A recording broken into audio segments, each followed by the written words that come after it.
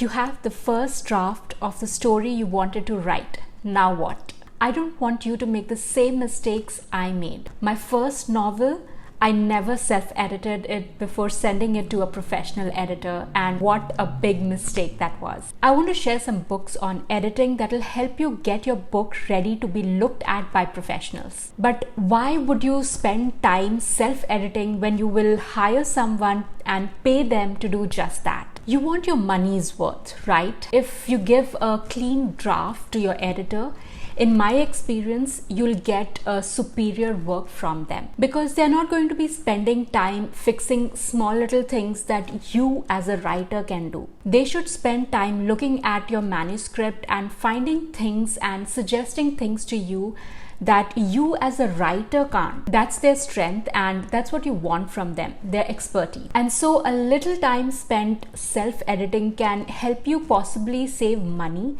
but it'll definitely get you your money's worth when it comes to hiring a professional editor. Once I have the first draft down, the next thing I like to do is re-outline my book and look at the structural and the plot issues I might need to address.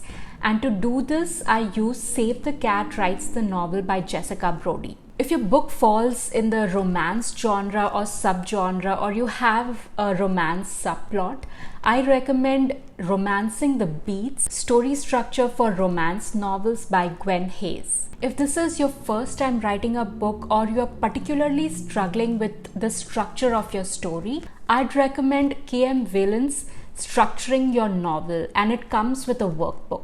I find workbooks very helpful, so I recommend getting the workbook as well because it speeds up the process in my opinion. The next book I want to recommend is Self-Editing for Fiction Writers. This one is by Brené Brown and David King. This book will help you polish your manuscript. It has small exercises that help you see your manuscript the way a publishing house would see it, or even your readers. And it's important because as writers, we are too close to our work and might not see our work the same way a publishing house would see it or our readers would see it. Once you have worked on the developmental edits, you can then go on to line edits and copy edits. Once you have put your manuscript through a few rounds of self-edits, your manuscript should be ready for a professional editor or a publishing house to consider. If you're new and you're unsure about the different types of edits or what type of edits your work needs